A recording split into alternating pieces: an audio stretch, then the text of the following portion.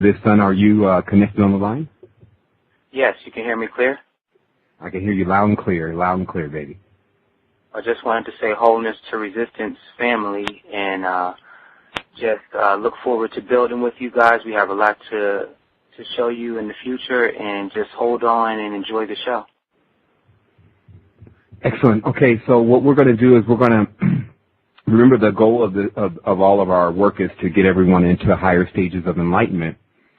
And it's quite a trip. This is a trip that we're all taking together. I'm just a little aggressive at pursuing the truth, and what I do is I find through the cipher what I know to be the truth, and I bring that information back to my brothers and sisters and present it before them because we feel that is a noble deed. In addition to that, because we are in a reality that is interwoven and connected, that means that ascension to individuals on this planetary system would mean ascension for everyone else that is attempting to achieve that. And so this is our attempt at doing that. And I only say attempt in these cases because it still is a person's choice. So we will present the facts. We'll present a lot of information, especially the illustrations of what exactly is taking place on this dimension. And then we leave it up to the listener, the viewer, or the studier, the seeker, etc., to make their own decision on what has been presented. I wanted to start off the show today by saying a few things, and one is that keeping in mind that spiritual or esoteric knowledge and the quest to obtain what would be called the Great Arcanum, the Philosopher's Stone, the Panacea, etc., is a life's quest, and that extends multiple lives. It's an ever quest. And so at times when you're receiving information, it's very vast, and sometimes you feel like you don't understand.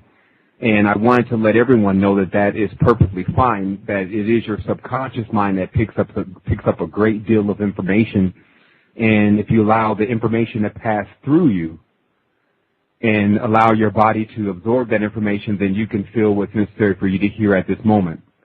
I would also like to say that everything is in perspective, meaning that you can look at a situation two ways, always on a binary dimension, and there will be always one of those ways in which it benefits you.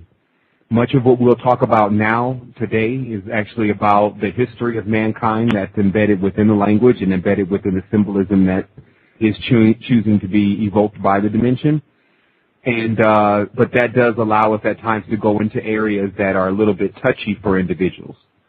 I would also like to say that in the history of man, because we are in a womb, we are in a matrix or a ma, what they say is a womb, a place where something is cultivated. At times it is dark, and that is just a phase of the primordial part of existence. And then when one gets into higher stages of understanding the totality of existence, that's where things begin to have a higher hue or spectrum.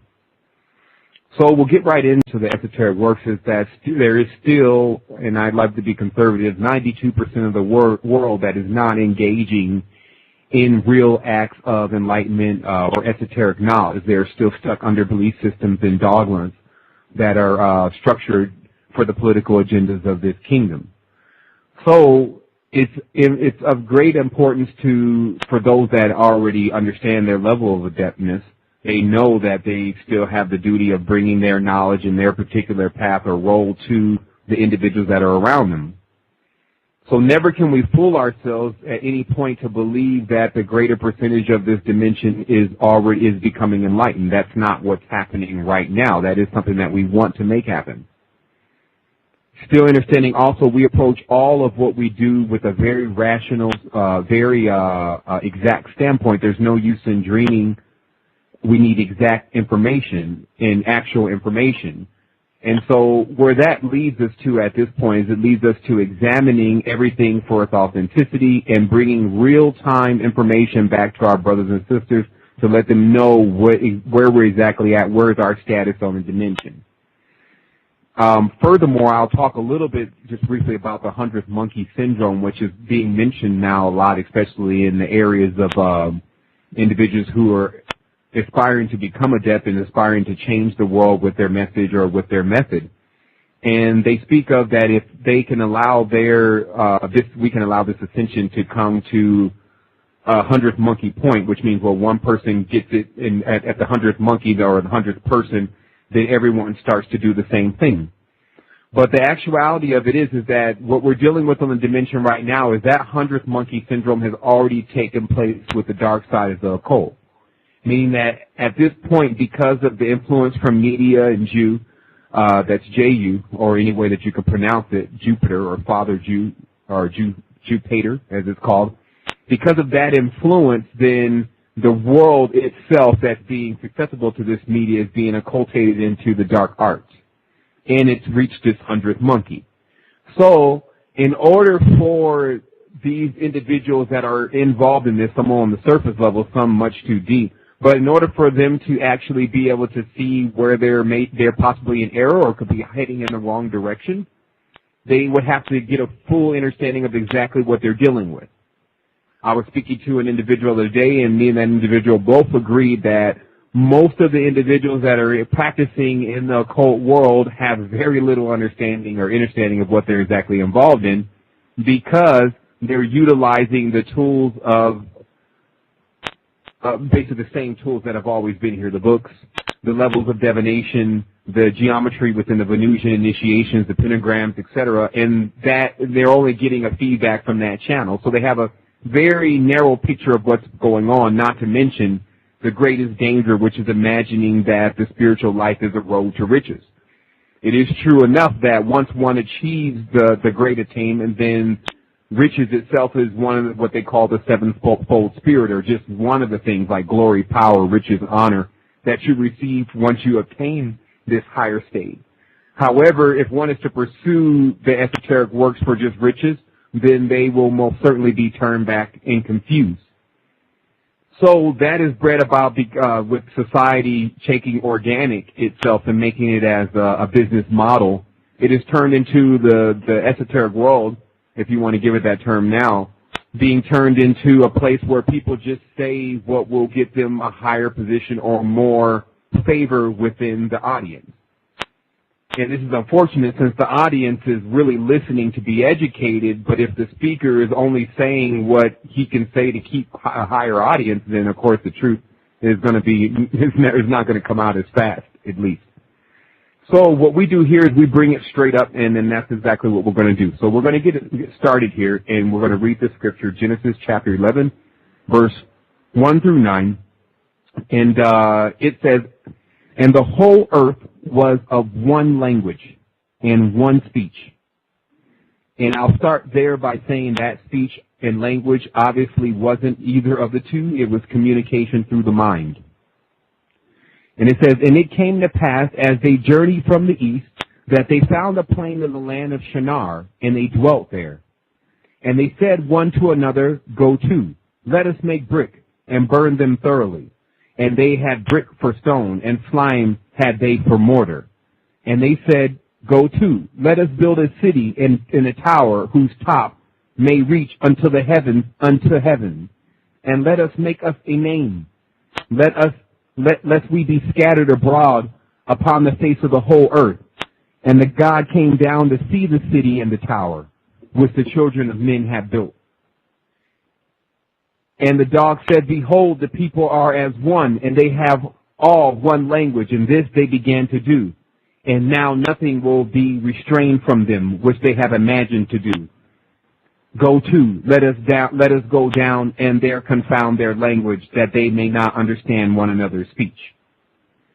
Now, some people see I inserted dog there where it should say God, but for anyone that understands the etymology behind these words, every single word means something actually. And it's not what you think it means if you don't understand the cipher within the words.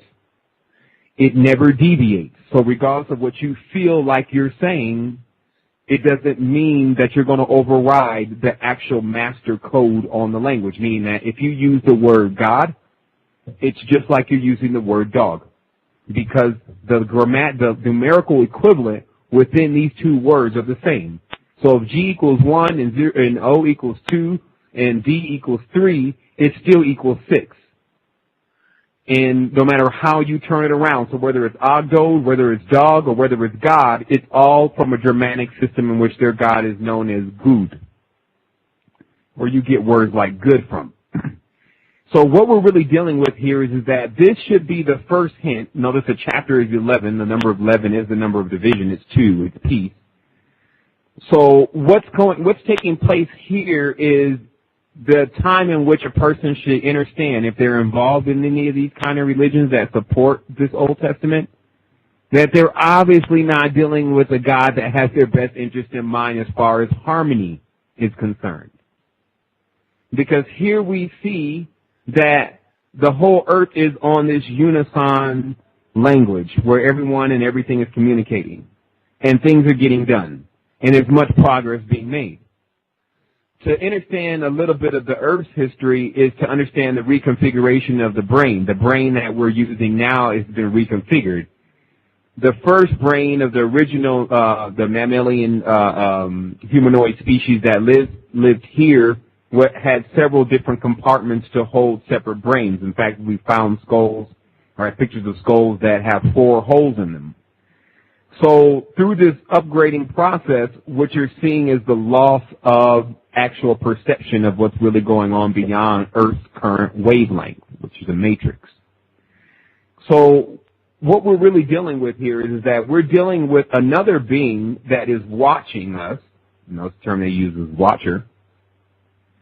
And then they decide, since we've now gone into this quantum thinking, because understand, they say man and woman may have been dumb at some point. But that doesn't mean they continuously were dumb. Because what they're showing in the histories is that just as aggressively as we're accumulating information now, we're accumulating 6,000 years worth of information every 3 months.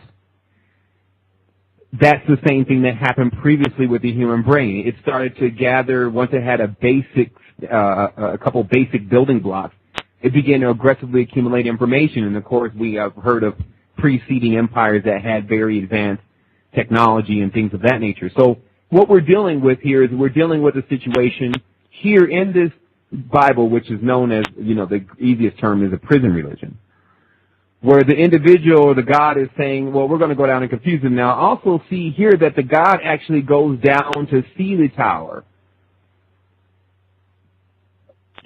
or in the city.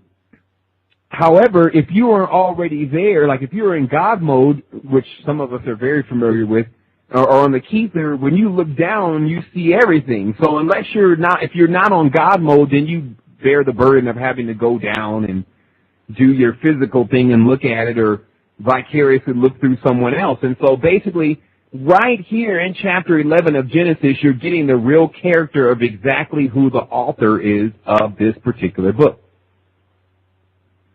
So it continues, and it says, if they'll accomplish anything like this on unison and in harmony, let us go down and confound their language. But is this not the same God that says he's not the author of confusion? So this is what I'm talking about. This is the veil that sits on everyone's eyes that continues to believe in this type of stuff from the level of not utilizing it as an instruction tool, of a way to leave Earth, but not directly. A hidden code of a level of domination that takes place in the mind, like we talk about, they're mining the mind, and use it as that type of tool rather than what one is putting their hope in for what I've now I'm looking at least 22 crucified saviors now, but to be very light, we'll just say for the last 2,000 years we've been waiting on something when the only people that we're waiting on is ourselves.